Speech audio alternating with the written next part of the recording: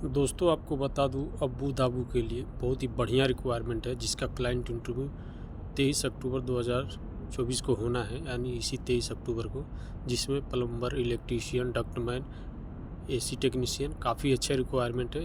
काफ़ी अच्छा salary offer किया गया है जो MEP कंस्ट्रक्शन प्रोजेक्ट के लिए है, दिशा इंटरनेशनल ऑफिस के द्वारा कराया गया, जिसका क्लाइंट इंटरव्यू अनु टेकरावाले पे होगा। काफ़ी अच्छा रिक्वायरमेंट है दोस्तों, क्लाइंट इंटरव्यू होना है। अगर आप अबू धाबी जाना चाहते थे, ये अपॉर्चुनिटी आपके लिए बहुत बेहतरीन हो सकती है।